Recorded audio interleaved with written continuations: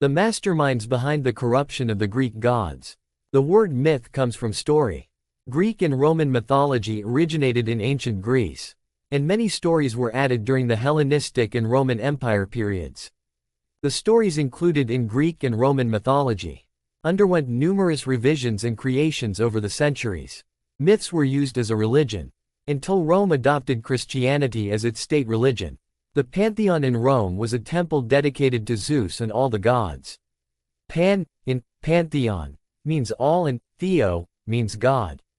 Zeus' name is also a variation of Theo, and originally meant sky, day, light, but was changed to mean God. Since ancient times, almost all countries tended to call the sky the god of the sky, and think of light the sun as a god. Zeus pushed out by Jesus in Rome. The Roman Empire, which was such a polytheistic society, adopted Christianity as its state religion in AD 380, and after that, the gods of Greek and Roman mythology were pushed out to a minority and collapsed. Nevertheless, myths as literature continued to survive and had a great influence on literature and art in the Middle Ages and modern times. However, compared to other myths, the gods of Greek mythology express many human behaviors and appearances, and are especially criticized for being quite vulgar and bad-tempered.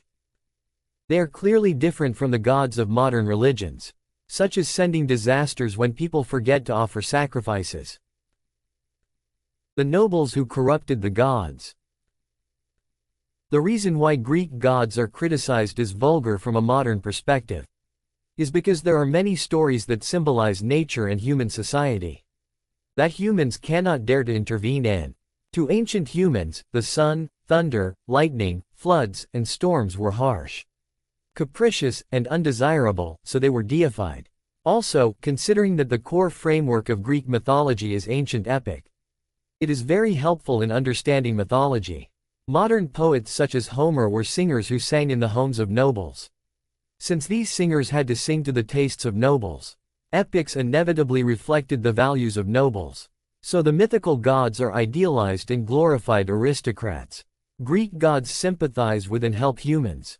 But helping humans is basically determined by the god's mood. Also, sleeping with humans is basically taboo for the gods, but it can be done at any time depending on the god's mood. A typical example is Zeus. In mythology, Zeus is depicted as a debaucher, a rapist, which can be said to reflect the values of the nobles of the time toward women. As a result, it is not the gods that are bad, but the nobles who project their values onto the bad gods. A message to live according to destiny. In Greek and Roman mythology, fate is so absolute that whatever you do in between is determined by fate. It is a strong message that it is best to be faithful to fate. In Greek and Roman mythology, fate cannot be changed even by the gods. The conclusion is to live faithfully to fate. This also reflects the values of the nobles of the time. A child born as a noble becomes a noble for life, and a child born as a slave becomes a slave for life.